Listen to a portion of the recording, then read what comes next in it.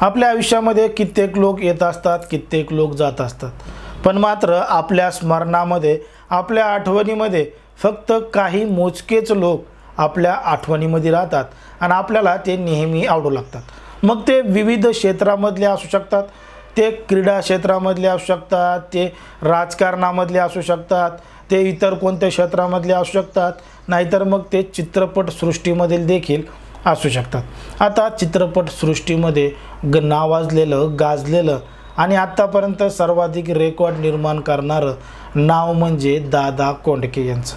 तसं पाहायला गेलं तर दादा कोंडके यांचा जीवन प्रवास हा सुरुवातीचा एकदम खडतर होता, पण स्वतःच्या जीवावर, स्वतःच्या हिमतीनं दादा कोंडके यांनी जे काही उभा केलं, जे काही रसिक प्रेक्षकांना खळखळून हसवलं, ते अगदी न विसरण्यासारखं आहे।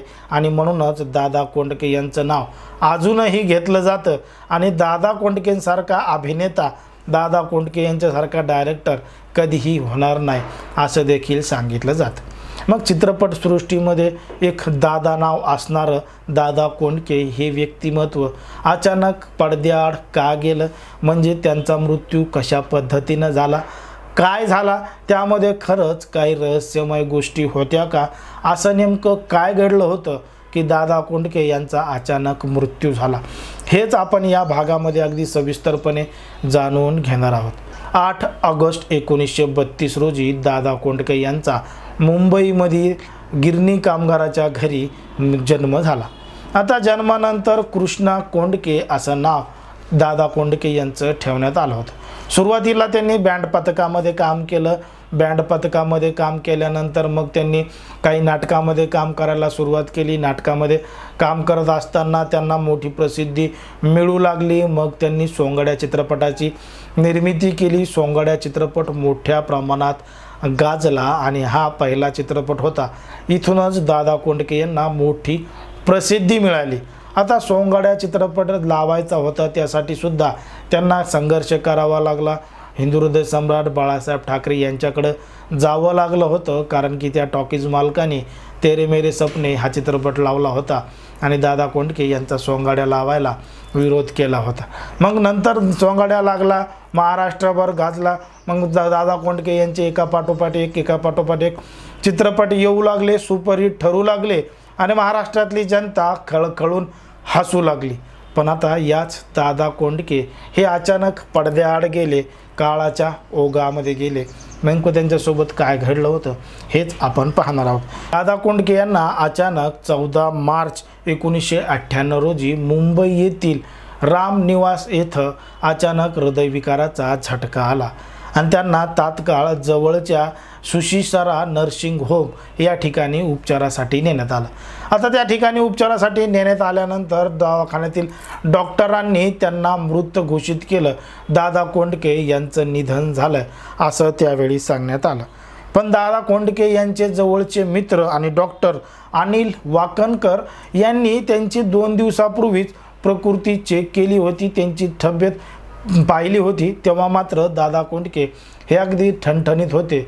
पण मात्र 14 ऑगस्ट 1998ला रात्री अचानक असं काय झालं की दादा कोंडके यांना हृदयविकाराचा झटका आला आणि त्यांचं निधन झालं।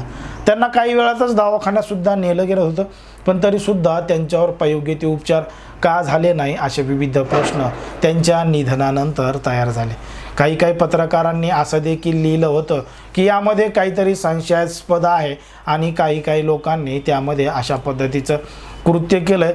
दादा कोंडके यांच्या मृतदेहाचा पोस्टमॉर्टम सुद्धा केला गेला नाही। दादा कोंडके यांचा मृतदेह बिना पोस्टमॉर्टमचाच घरी नेण्यात आला आणि त्यांच्यावर अंत्यसंस्कार सुद्धा करण्यात आले असं सुद्धा सांगितलं जातं। मग त्यामागे नेमकं काय कारण होतं याचे विविध कारणं लोकांनी सांगितलेले आहेत, पण हे मात्र काही नव्हतं। दादा कोंडके यांना खरंच हृदयविकाराचा झटका आला होता, म्हणूनच त्यांचं निधन झालं असं सुद्धा तेव्हाचे जे काही डॉक्टर होते यांनी सुद्धा सांगितलेलं आहे। पण हे सगळं होत असतानाच दादा कोंडके आणि उषा चव्हाण यांचा चित्रपट हा चालू होता। याचं चित्रीकरण चालू होतं आणि त्या चित्रपटात नाव होतं जरा धीर धरा। जरा धीर धराच्या चित्रपटाच्या चित्रीकरणा दरम्यानच ह्या सगळ्या काही गोष्टी घडल्या आणि 14 मार्च 1998ला दादा कोंडके यांना अचानक हृदयविकाराचा झटका आला आणि त्यांचं निधन झालं. आता ज्या पद्धतीनं संशयास्पद दादा कोंडके यांच्या निधनाला दाखवलं जातं, बोललं जातं, त्याबाबतचे पुरावे कधीही समोर आले नाही. अनेक लोकांनी अनेक तर्क वितर्क लावण्याला सुरुवात केली होती, पण मात्र ते कधीही सिद्ध झालं नाही. ज्या पद्धतीनं इतर राजकीय लोकांचे बी ज्या पद्धतीनं मृत्यू झाले, निधन झाले, त्यामागे दडलेले रहस्य अजूनही पडद्यासमोर आलेले नाही. अगदी त्याच पद्धतीनं दादा कोंडके यांना जो हृदयविकाराचा झटका अचानक आला होता, तो सुद्धा गुलदस्त्यात आहे आणि तो सुद्धा रहस्यमय सांगितलेला जातो. एकंदरीत दादा कोंडके यांच्या निधनाबद्दल तुम्हाला काय वाटतं किंवा तुम्हाला काही माहिती आहे का? असेल तर कमेंटमध्ये सांगा आणि अशाच पद्धतीचे नवनवीन व्हिडिओ पाहण्यासाठी आपल्या चॅनलला लगेच सबस्क्राईब करून घ्या.